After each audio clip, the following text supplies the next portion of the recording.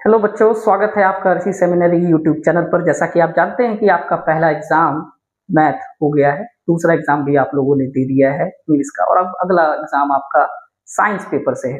तो हम लोग लेकर आए हैं आपके लिए बहुत ही कम समय में क्विक ब्रशअप फिजिक्स के इलेक्ट्रिसिटी चैप्टर से। तो बिना किसी लाग लपेट के चलिए शुरू करते हैं आज की क्लास। तो हम लोग स्टार्ट करते हैं सबसे पहले चैप्टर के सबसे शुरुआती टॉपिक से, जिसका नाम है चार्ज। जैसा कि आप सब जानते हैं, चार्ज किसी भी मैटर का इंट्रिंसिक प्रॉपर्टी है।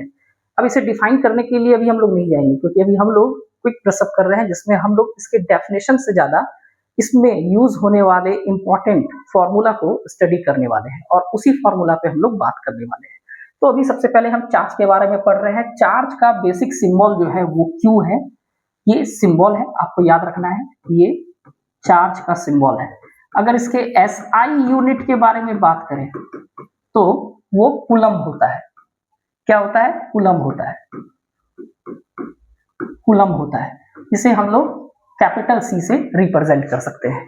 अब इसमें कुछ याद रखने वाली बात यह है कि 1 कूलम कितने इलेक्ट्रॉन के बराबर होता है? तो 1 कूलम हमेशा 6.25 इंटू 10 टू पावर 18 इलेक्ट्रॉन के बराबर होता है। आपको ये सब डेटा याद रखना है। अच्छा, अगर हम लोग इस चार्ज का फॉर्मूला बनाएं तो Q is equal to I by T होता है। ये ध्यान रखना है आपको, Q is equal to I by T. जैसा कि आप जानते हैं, I का मतलब यहाँ करंट से है और T का मतलब यहाँ पे टाइम से है। उसी तरह अगर हम पोटेंशियल डिफरेंस या इलेक्ट्रिक पोटेंशियल की बात करें तो इलेक्ट्रिक पोटेंशियल का फॉर्मूला आपको work by quantity of charge moved से है। यानी अगर आप पोटेंशियल डिफरेंस, या इसे ही हम लोग आसान शब्दों में वोल्टेज बोल सकते हैं, वोल्टेज के बारे में बात करें तो इसका फॉर्मूला वर्क बाय क्यू के फॉर्म में आएगा। ये सब इंपॉर्टेंट फॉर्मूला है जिसे आपको याद रखना चाहिए। अगर आप इसे चेंज करना चाहें तो यहां से कई सारे फॉर्मूला बन जाएंगे। V is equal to W by Q, so W is equal to V into Q. ये डिपेंड करेगा कि आपके पास कैसा इंफॉर्मेशन दिया हुआ है और आप उसे किस तरह के फॉर्म में कन्वर्ट करना चाहते हैं। ओके, सेम यहां से अगर Q is equal to I T है तो आप यहां से I is equal to Q by T भी निकाल सकते हैं। ओके, ये सब बेसिक इंफॉर्मेशन है। चार्ज, इसका सिंबल क्यू है, एसआई यूनिट कूलम है। एक कूलम में 6.25 into 10 to power 18 electron consider किए जा सकते हैं। इलेक्ट्रिक पोटेंशियल, जिसको हम लोग वोल्टेज के नाम से भी जानते हैं, उनका basic formula work by quantity of charge move होता है, यानी W बाई क्यू। अगर आप इसे सिंबल में लिखे तो V is equal to W by Q, where W is equal to V into Q. अगले स्लाइड पे चलते हैं हम लोग। अगले स्लाइड पे हम लोगों को, अब जैसे हम लोगों ने 3 फिजिकल क्वांटिटी अभी तक पढ़ लिया, वर्क पढ़ लिया, वोल्टेज पढ़ लिया, करंट पढ़ लिया और चार्ज पढ़ लिया।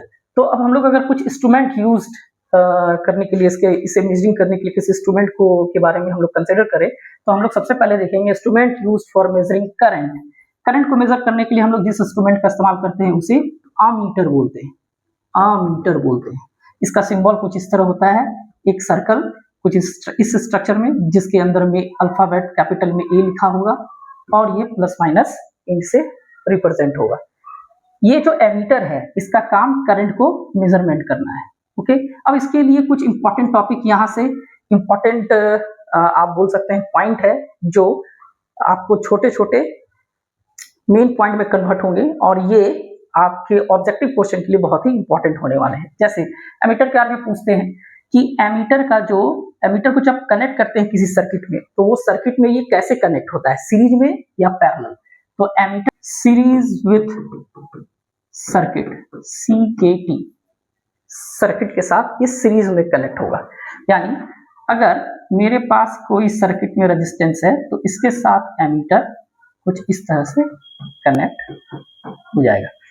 ठीक है, एमीटर के बारे में और भी इंपॉर्टेंट बात कि एमीटर के बारे में ये पूछा जा सकता है ऑब्जेक्टिव में कि एमीटर का जो इंटरनल रेजिस्टेंस होता है वो हाई होगा या लो होगा। तो इसमें हम लोग ये बात गौर करके रखेंगे कि जो भी एमीटर हम लोग किसी सर्किट में सीरीज में जोड़ रहे हैं उसका रेजिस्टेंस, उसका इंटरनल रेजिस्टेंस, इंटरनल रेजिस्टेंस, उसका इंटरनल रेजिस्टेंस ये हमेशा बहुत कम होना चाहिए, वेरी लो।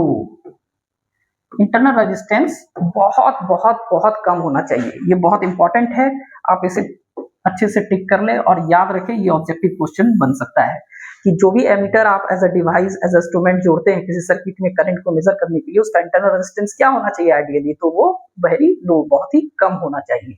और वो कैसे जोड़ते हैं, किसी सर्किट में हम लोग सीरीज में जोड़ते हैं, ठीक है। और यहाँ मैंने उसे एक स्ट्रक्चर में करके भी दिखा दिया है। अगर हम लोग यही वोल्टेज को मेजरमेंट करने वाले डिवाइस के बारे में बात करें तो इसे हम लोग वोल्ट मीटर के नाम से जानते हैं, वोल्ट मीटर के नाम से जानते हैं। इसका स्ट्रक्चर कुछ ऐसा होगा, और अगर ये किसी सर्किट में कनेक्ट होगा तो ये हमेशा पैरेलल में कनेक्ट होगा, याद रखना है। वोल्ट मीटर हमेशा कैसा कनेक्टेड होगा, ये पैरेलल में कनेक्ट होगा विद सर्किट, ओके। अच्छा, इसके बारे में भी पूछा जाता है कि ये जो वोल्ट मीटर है इसका इंटरनल रेजिस्टेंस कैसा होना चाहिए, तो इसका इंटरनल रेजिस्टेंस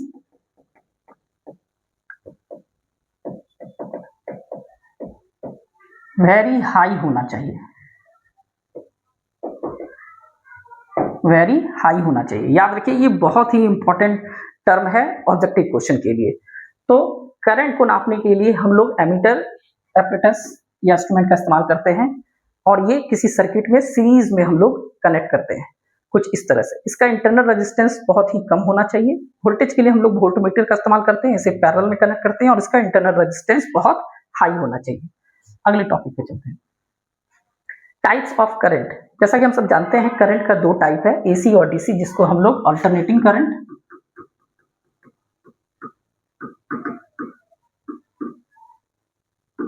और दूसरा डायरेक्ट करंट के नाम से जानते हैं। एसी एंड डीसी अल्टरनेटिंग में एक सर्टेन इंटरवल के बाद ये अपना फेज चेंज करते रहती है, और डायरेक्ट करंट में करंट एक सर्टेन फेज पे ही चलते रहती है। खैर, इसकी डिटेल में भी हम लोग बाद में समझेंगे। फिलहाल हम लोग एसी और डीसी दो पार्ट में एसी करंट को हम लोग डिस्ट्रीब्यूट कर लिए हैं। अच्छा, इससे जो आपका ऑब्जेक्टिव क्वेश्चन बनता है वो कई बार ये पूछा जाता है कि अगर हम लोग सेम रेटिंग पे किसी दोनों करंट को कंपेयर कर रहे हो तो मोर डेंजरस कौन होगा, तो याद रखना है direct current is more dangerous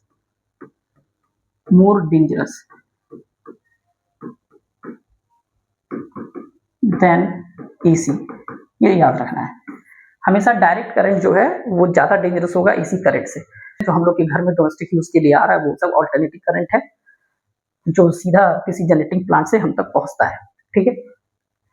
उसके बाद ये जो डायरेक्शन ऑफ इलेक्ट्रिक करंट है, इसमें कई बार क्वेश्चन फंसाता है बच्चों को। जैसे मान लीजिए मेरे पास एक कंडक्टर है, इसमें बहुत सारे छोटे छोटे इलेक्ट्रॉन्स होंगे। सब जानते हैं कि करंट क्या है बेसिकली, तो current Q is equal to I T और I is equal to Q into T. एक सर्टेन टाइम में जितना चार्ज फ्लो करेगा उसे ही हम लोग क्या बोलते हैं, करंट बोलते हैं। तो rate of flow of charge is called current. तो यहाँ पे जो हम लोग चार्ज के बारे में बात कर रहे हैं, ये सब जानते हैं कि चार्ज किस तरह के चार्ज को फ्लो कराने के बारे में बात कर रहे हैं, तो ये सब निगेटिव चार्ज के बारे में बात कर रहे हैं, यानी इलेक्ट्रॉन। तो अगर इसे मैंने एक बैटरी से जोड़ा प्लस माइनस, तो करंट हमेशा पॉजिटिव से फ्लो होता हुआ निगेटिव में इंटर करेगा। तो इस हिसाब से जो करंट का डायरेक्शन है वो positive terminal to negative terminal हो जाएगा। तो direction of electric current term याद रखना है, इलेक्ट्रिक करंट तो इसका होगा positive terminal to negative terminal, याद रखना है, okay. Direction of electric current हमेशा पॉजिटिव टर्मिनल से निगेटिव टर्मिनल की तरफ होगा। लेकिन जब डायरेक्शन ऑफ इलेक्ट्रॉनिक करंट बोल दे, कई बार कंफ्यूज कर रहा है बोर्ड, तो ध्यान देना है। इलेक्ट्रिक करंट और इलेक्ट्रॉनिक करंट, जब भी हम लोग इलेक्ट्रिक करंट का बात करेंगे तो ये फ्लो ऑफ पॉजिटिव चार्ज होगा। यहां पे हम लोग फ्लो ऑफ पॉजिटिव चार्ज के बारे में बात करेंगे, और जब भी हम लोग डायरेक्शन ऑफ इलेक्ट्रॉनिक करंट के बारे में बात करेंगे तो यहां हम लोग फ्लो ऑफ इलेक्ट्रॉन और निगेटिव चार्ज के बारे में बात करेंगे,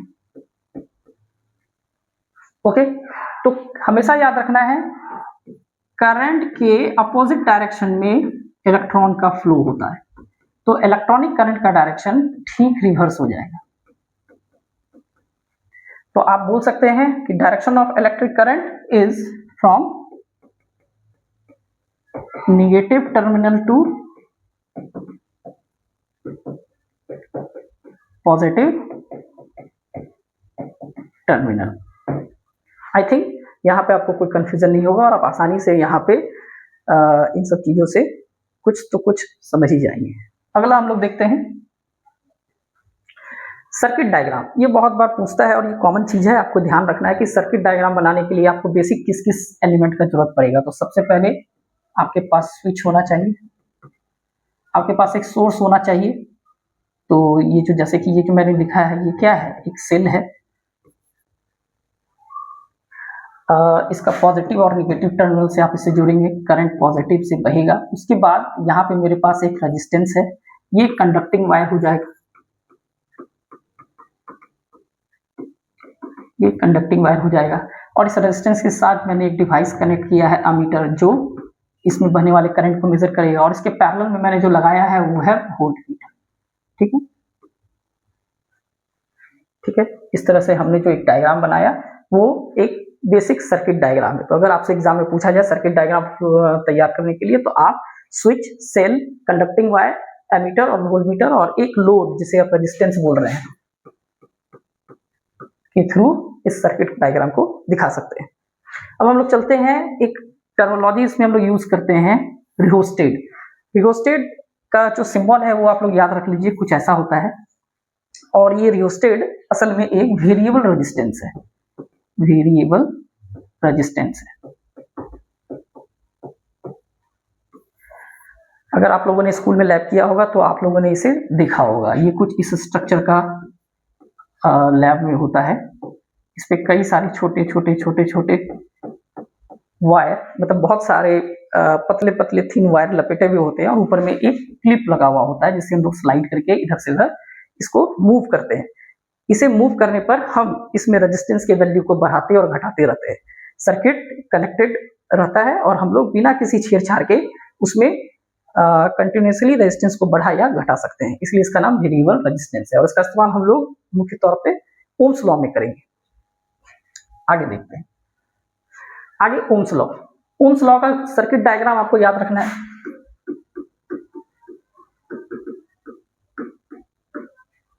ओम्स साइंटिस्ट का नाम था जिन्होंने सबसे पहले ये रिलेशन को समझा कि अगर हम लोग किसी कंडक्टर को किसी सर्किट में कनेक्ट, किसी कंडक्टर से किसी सर्किट का निर्माण करते हैं और उस सर्किट में जब हम लोग वोल्टेज को सप्लाई कर रहे होते हैं, तो जैसे जैसे हम उसमें वोल्टेज चेंज करेंगे उसमें करंट भी चेंज होगा। और ये दोनों का जो चेंजेस होगा ये डायरेक्टली प्रोपोर्शनल के टर्मिनोलॉजी में हम लोग इस्तेमाल करेंगे। तो वहां से उन्होंने एक रिलेशन दिया, V is directly proportional to I, where V is as usual you know voltage and I is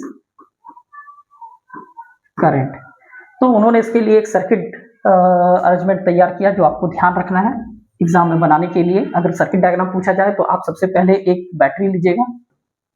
battery is the group of cell, कई सारे सेल को हम लोगों ने सीरीज में कनेक्ट किया है, इससे करंट बहेगा बढ़ के। ये इसमें एमीटर है जिसमें जाएगा, करंट को मेजर करेंगे। एक रेजिस्टेंस होगा, इसके पैरेलल में हम लोग वोल्ट मीटर लगाएंगे, वोल्टेज मेजर करेंगे।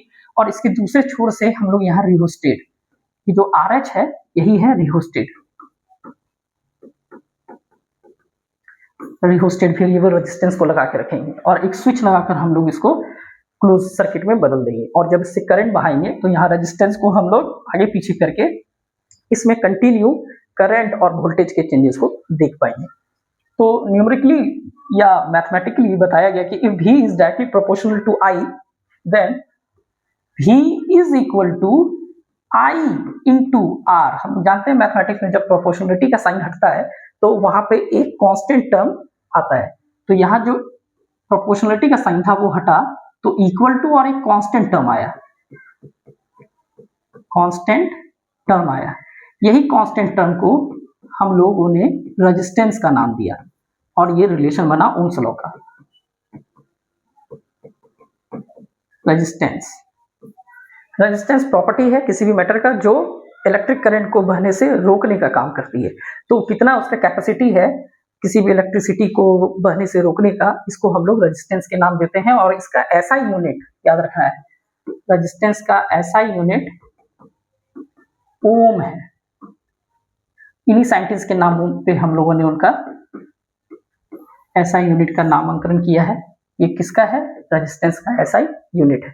अब जो इंपॉर्टेंट चीज है इसमें वो एक बार देख लीजिए क्या है कि एग्जाम में ये बहुत बड़ा कंफ्यूजन है और बहुत कम लोगों को इसके बारे में सही जानकारी है।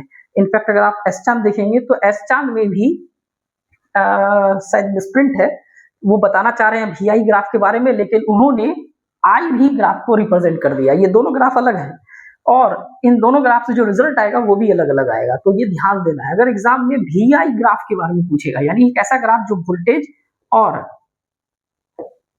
करंट के बीच में बन रहा हो, उसे VI ग्राफ बोलेंगे। और एक ऐसा ग्राफ जो करंट और वोल्टेज के बीच में बन रहा हो, क्या अंतर है?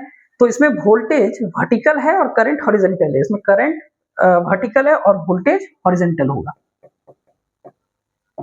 ओके, अगर ऐसा कुछ हो रहा है तो आप देखेंगे कि VI ग्राफ में जब वोल्टेज और करंट के बीच में आप ग्राफ बनाइएगा, ओम्स लॉ ये बोलता है, तो उसमें आपको एक स्ट्रेट लाइन मिलेगा। अगर आप इसे OA का नाम दें तो आप देखिए कि ये स्ट्रेट लाइन इस करंट वाले पोर्शन से कितने डिग्री पे इंक्लाइंड है। सपोज ये थीटा पे इंक्लाइंड है, तो आप इसका स्लोप निकालिएगा। अगर आप लोग ठीक से फिजिक्स और मैथ पढ़े तो आपको स्लोप पता होगा, स्लोप हमेशा tan थीटा के बराबर होता है। तो जब इसका आप स्लोप निकालिएगा तो स्लोप VI ग्राफ का स्लोप जो है वो हमेशा रेजिस्टेंस का वैल्यू देगा, रेजिस्टेंस का वैल्यू देगा। याद रखना है, slope of VI graph is always gives the value of resistance. लेकिन जैसे ही आप लोग करंट वोल्टेज में बात कीजिएगा, तब जो ये स्ट्रेट लाइन का स्लोप होगा वो इंडक्टेंस का वैल्यू देगा, इंडक्टेंस का वैल्यू देगा।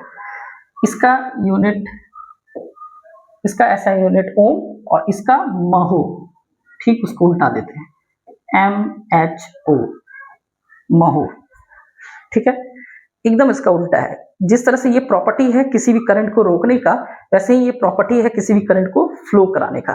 तो आपको बस मोटा मोटी ये याद रखना है कि अगर VI ग्राफ दिया हुआ है तो उसमें उसका स्लोप रेजिस्टेंस के बारे में बताएगा, लेकिन जब IV ग्राफ होगा तो उसमें उसका स्लोप इंडक्टेंस के बारे में बताएगा। आगे चलते हैं, फैक्टर्स अफेक्टिंग द रेजिस्टेंस। अब हम लोगों ने रेजिस्टेंस के बारे में पढ़ लिया है, तो हम लोग इसे अफेक्ट करने वाले फैक्टर्स के बारे में पढ़ते हैं। तो याद रखना है कि रेजिस्टेंस को अफेक्ट करने वाले फैक्टर मुख्यतः 4 हैं। पहला, कंडक्टर का लेंथ ऑफ कंडक्टर, जिसे आप L बोल सकते हैं। दूसरा, क्रॉस सेक्शनल एरिया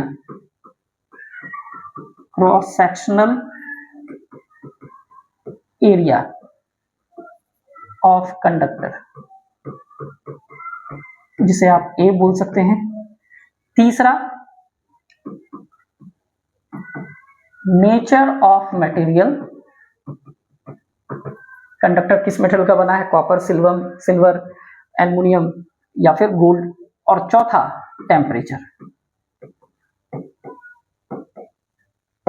याद रखना है ये 4 मेन फैक्टर है। अब अगर हम लोग शुरू के दो फैक्टर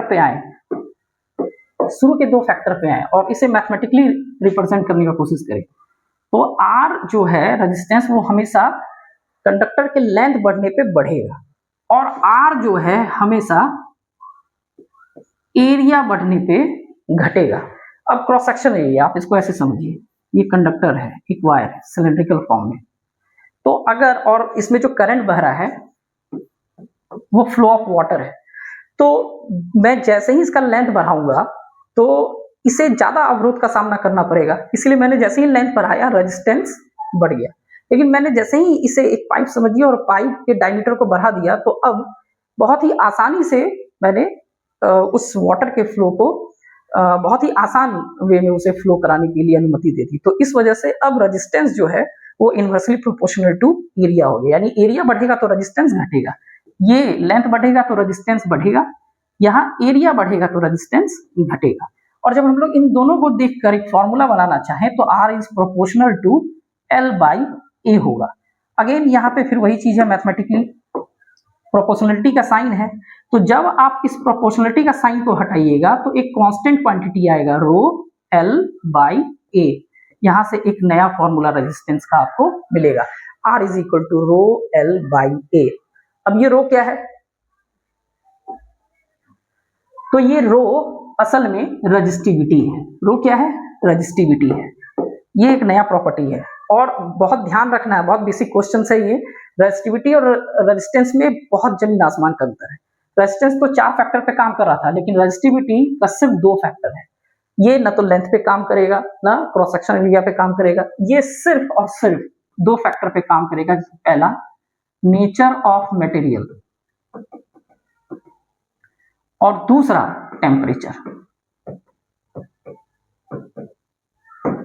यानी आप अगर 1 मीटर लेंथ का कॉपर का वायर ले रहे हैं या 1 किलोमीटर या 100 किलोमीटर लेंथ का कॉपर का वायर ले रहे हैं तो उसका रेजिस्टिविटी सेम होगा, रेजिस्टेंस चेंज हो सकता है। इसी तरह अगर आप टेम्परेचर चेंज कर रहे हैं तो सेम मटेरियल होने के बावजूद उसका रेजिस्टिविटी चेंज हो सकता है। तो आपको ये याद रखना, रेजिस्टिविटी का फैक्टर ना लेंथ पे ना एरिया पे, ये नेचर ऑफ मटेरियल और टेम्परेचर पे डिपेंड करेगा और वो रो होता है। अगर आपसे पूछा जाए रो को कैसे हम लोग निकालेंगे, तो R is equal to rho L by A अभी हमने सीखा, तो rho is equal to R into A by L, ये रेजिस्टिविटी का फॉर्मूला हो गया। अब अगर हम लोग यहां से इसका ऐसा यूनिट के बारे में पता करना चाहें तो रेजिस्टेंस को हम लोग ओम में नापते हैं, एरिया को हम लोग मीटर स्क्वायर में नापते हैं और लेंथ को हम लोग मीटर में नापते हैं। मीटर मीटर कट गया यानी ओम मीटर, ये रेजिस्टिविटी का SI यूनिट हुआ। आई थिंक आप लोगों को अच्छे से समझ में आ रहा होगा यहाँ तक। अब थोड़ा सा एक चीज देख लेते हैं कि रेजिस्टिविटी किसका ज्यादा और किसका कम होता है। तो ये देखा गया हमेशा एलॉय का रेजिस्टिविटी हमेशा हाई होता है, प्योर मेटल का रेजिस्टिविटी हमेशा कम होता है। ठीक है, इसके लिए आप इस बात को समझिए।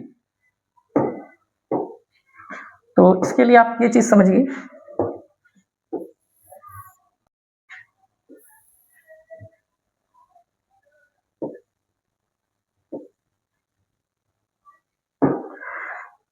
कि एलॉय का रेजिस्टिविटी हमेशा ज्यादा और प्योर मेटल का रेजिस्टिविटी हमेशा उसके कंपैरिजन में कम होगा, ये हमेशा ध्यान देना है। ऐसा क्यों होता है, तो उसके लिए एक बहुत बड़ा फैक्टर ये है कि बोला जाता है कि नॉर्मली जो एलॉय होते हैं वो हाई टेम्परेचर में भी जल्दी ऑक्सीडाइज नहीं होते हैं, does not undergo oxidation easily at high temperature. यही वजह है कि एलॉय का रेजिस्टिविटी ज्यादा होता है और प्योर मेटल का रेजिस्टिविटी कम होता है। अगर हम लोग बात करें एक परफेक्ट एलॉय के बारे में, तो आप नाइक्रोम को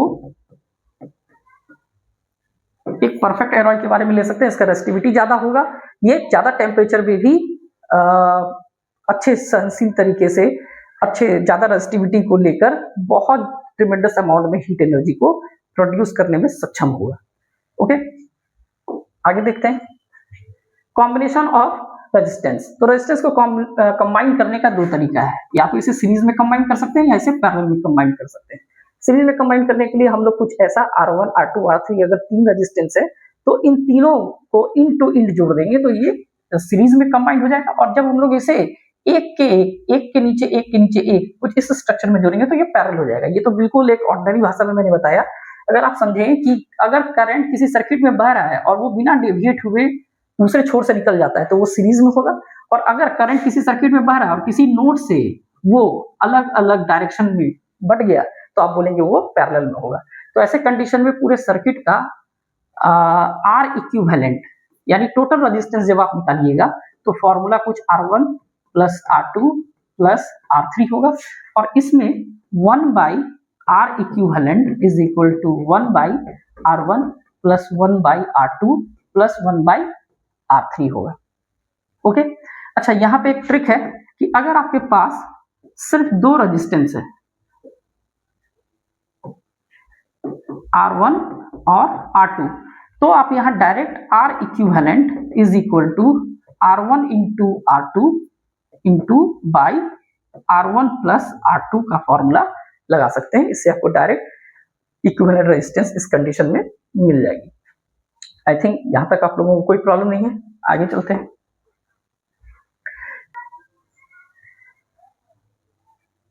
यहां हम लोग जानते हैं पहले से कि work is equal to V into Q होता है, ओके, और Q जो है वो I इंटू टी के बराबर होता है। तो जब हम लोग इसे इस जगह पर पुट करेंगे तो P is equal to V into Q by T लिख सकते हैं, और अगले लाइन में इसे V into I into T by T लिख सकते हैं। साफ दिख रहा है आपको? अगर आप ऐसा लिखेंगे तो यहाँ पे जो T है वो कट जाएगा, तो फाइनल P का फॉर्मूला V I बनेगा। जो मैं बॉक्स कर रहा हूं उसे ध्यान से देख लें, ये मेन पावर का फॉर्मूला होगा। आपको जब जैसा इंफॉर्मेशन दिया रहेगा उसके अकॉर्डिंग आप फॉर्मूला को अप्लाई करेंगे, ओके।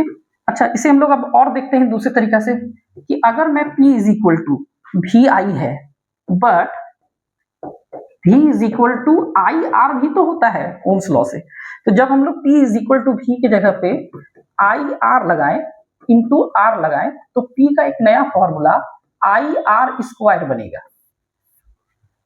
ओके। अगर यही हम लोग P के जगह पे V के जगह पे अगर बट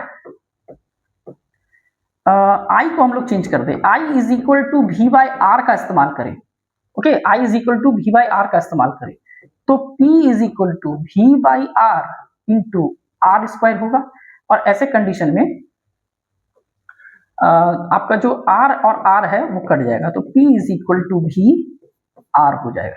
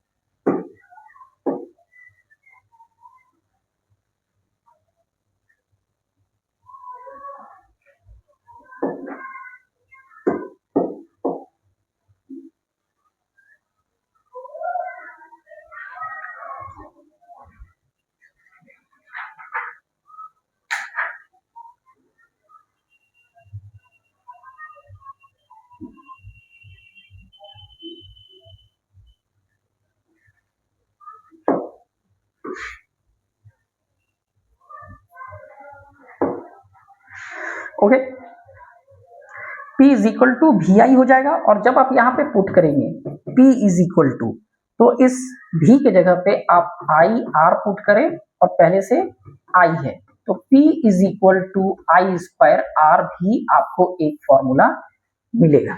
अच्छा, ऑल्सो आपने अभी क्या पुट किया, V के जगह पे आई आर पुट किया। अगर आप I को रिप्लेस करना चाहते हैं तो I is equal to V by R होता है, V is equal to I R, so I is equal to V by R. तो आप यहां से जब इसे इस फॉर्मूला पे पुट कीजिएगा तो ये हो जाएगा V square by R square into R, ये R और ये R कट जाएगा, तो P का नया formula V square by R होगा।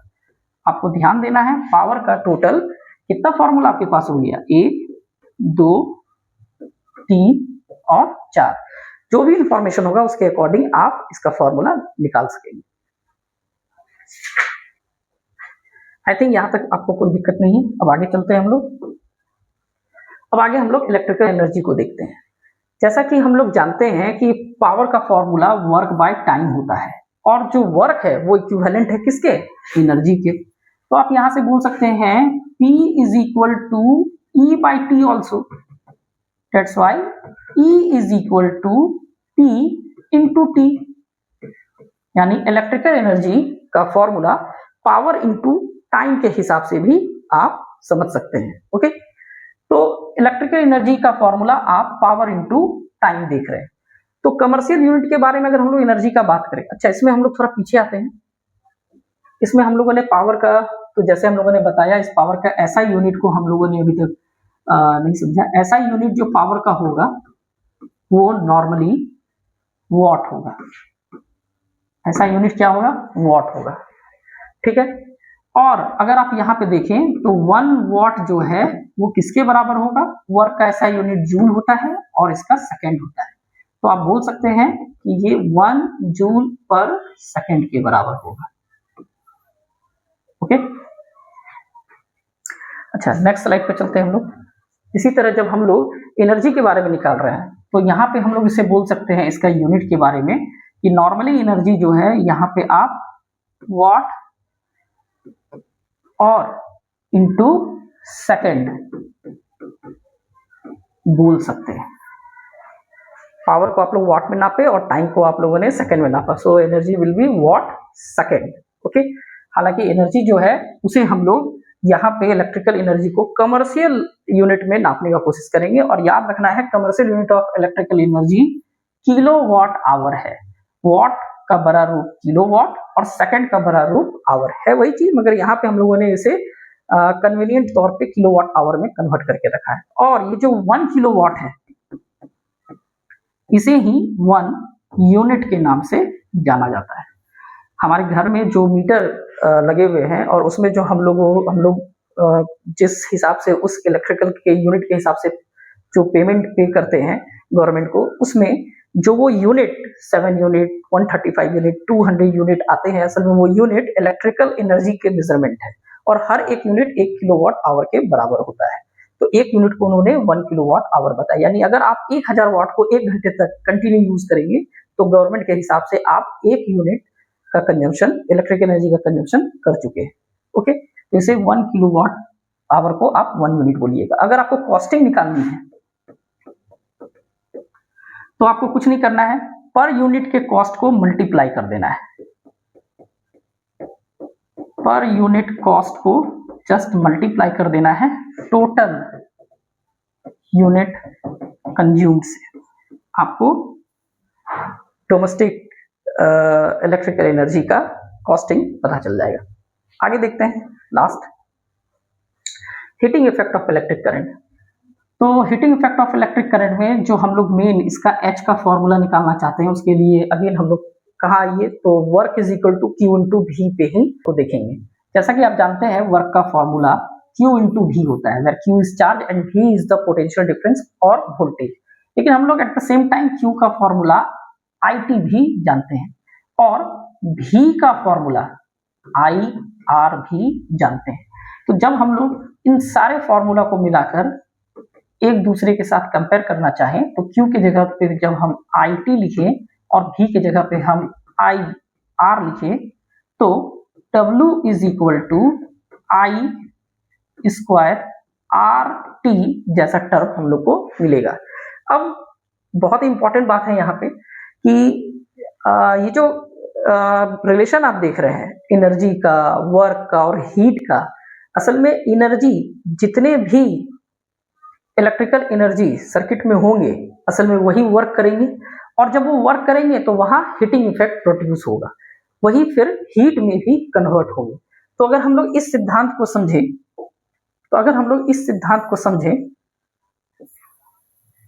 कि आपके पास,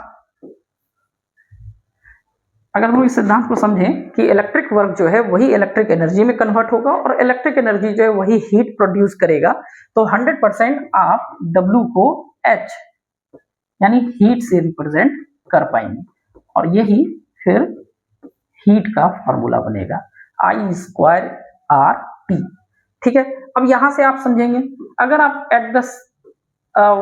आप किसी एक समय में किसी एक चीज को ही कंसीडर करें वेरिएबल माने, बाकी दोनों चीज को आप कांस्टेंट साबित कर दें, तो H जो है वो डायरेक्टली प्रोपोर्शनल होगा करंट के स्क्वायर के, या H जो है वो डायरेक्टली प्रोपोर्शनल होगा रेजिस्टेंस के, या H जो है वो डायरेक्टली प्रोपोर्शनल होगा टाइम के। कितने टाइम तक आप इलेक्ट्रिकल वर्क को एनर्जी में कन्वर्ट कर रहे हैं।